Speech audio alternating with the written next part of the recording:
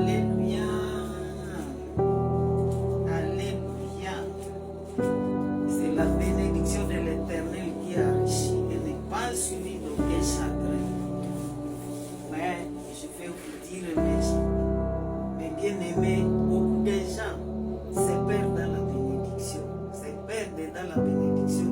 Ils tombent dans la bénédiction quand l'Éternel a béni. Maintenant, tu cherches des arguments, tu cherches des protections, tu cherches comment te protéger. Nous allons voir l'histoire d'Abraham. Abraham, le père de la foi. Abraham a été béni par une belle femme, Sarah. Sarah était belle des figures, selon la Bible. La Bible nous dit dans Genèse 12, verset 11. Nous allons voir aussi Genèse 20, verset 2. Lorsqu'Abraham a eu sa femme Sarah, la famille est entrée dans le pays. Maintenant, Abraham s'est décidé d'aller séjourner en Égypte. En arrivant en Égypte, il est arrivé là-bas en Égypte, mais comme il était béni, il avait la bénédiction de Dieu, Sarah, sa femme, la Bible dit qu'elle était belle de figure. Maintenant, Abraham, comme il avait une belle femme, il a voulu se protéger. Et il a ignoré que c'est Dieu qui l'a béni.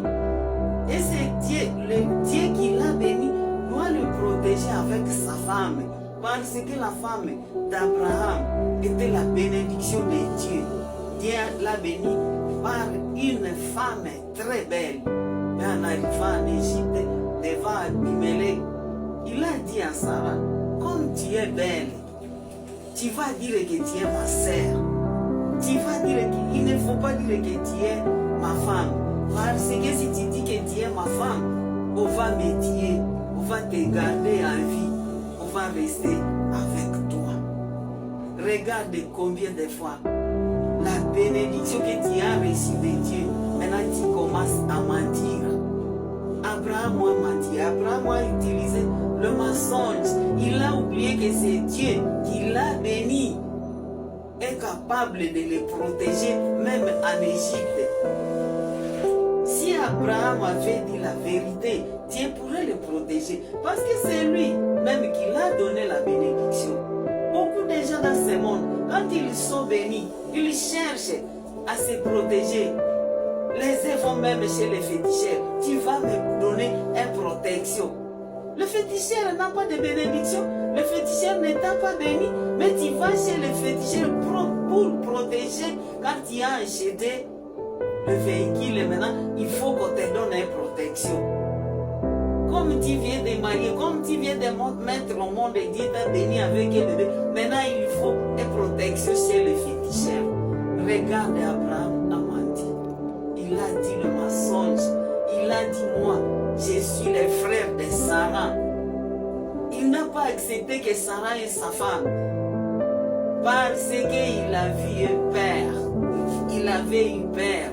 La peur, c'est l'arme du diable. Abraham a eu peur des gens de l'Égypte. Il n'a pas eu peur de Dieu. Il n'a pas vu que Dieu l'a béni avec une belle femme. Et ce Dieu-là doit le protéger. Il a dit le mensonge. Alléluia. Nous devons marcher dans la vérité.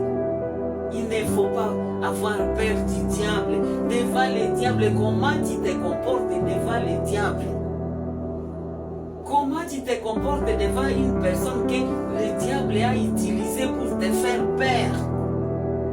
Maintenant, tu cherches à protéger ta bénédiction dans les mensonges, dans les protections des gris-gris. Tu ne crois plus à ton Dieu. Regarde Abraham a menti. Il a dit Sarah, c'est ma sœur. Effectivement, Abimelech, le roi d'Égypte, a pris Sarah. Selon la Bible, il a pris Sarah. Maintenant encore, c'est Dieu qui est le Dieu d'amour qui a parlé avec Abimelech. Il a dit, cette femme, c'est la femme de ton serviteur. Pendant la nuit. Alléluia. Dieu voit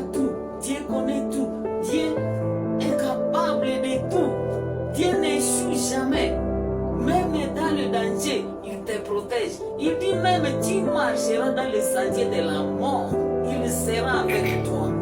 Mais toi, tu as peur déjà. Abraham a dit c'est mensonge. Maintenant, quand je vois dans Genèse 26, verset 7, je vais voir que Isaac et son fils aussi a parlé le même mensonge comme son père. Alléluia. Isaac aussi a eu le même problème. Il est descendu aussi. Il est arrivé chez Abimelech. Il a dit le même mensonge. Il a dit à Rebecca, Rebecca, tu es une très belle femme. Quand on te demande si je suis ton mari, il ne faut pas accepter. Tu diras que je suis ton frère, que tu es ma sœur. Parce que si tu dis que tu es ma femme, on va me tuer, on va te laisser à vie. Lui aussi, le même mensonge que son père, à cause de la bénédiction. Regarde là où ta bénédiction t'amène. Tu pleurais, tu priais, tu disais, Seigneur, donne-moi, bénis-moi, bénis-moi. L'Éternel t'a béni. Mais à cause de cette bénédiction, au lieu de sauvegarder ta bénédiction et de la garder et de savoir que c'est la bénédiction de l'Éternel qui enrichit, n'est pas suivi d'aucun chagrin. Maintenant, tu dis les mensonges. Tu cherches les protections chez les magiciens. Tu ne pries plus Dieu parce que tu es béni. Maintenant, tu cherches à toi-même de protéger ta bénédiction là. Tu as peur déjà. Qu'est-ce que les gens vont dire? Qu'est-ce que tu n'as pas volé ta bénédiction? C'est Dieu qui te l'a donné. Et Dieu va te protéger avec ta bénédiction parce que notre Dieu nous dit qu'il nous protège nous avec nos biens. Le même mensonge d'Isaac, c'est le même mensonge de son père. Maintenant, tu dois te poser la question, pourquoi Abraham a dit Sarah est sa sœur? Pourquoi aussi Isaac a dit le même mensonge de son père? Alléluia. Toi, qu'est-ce que tu as hérité chez ton père? Le mensonge d'Abraham et le mensonge d'Isaac. Les mêmes mensonges comme toi. Les mêmes mensonges comme ton père. Le même péché comme ton père. Le même péché comme ta mère. Comme ta mère a fait ceci. Ma mère a fait ceci. Moi aussi, je ferai ceci. Pourquoi? Le sang.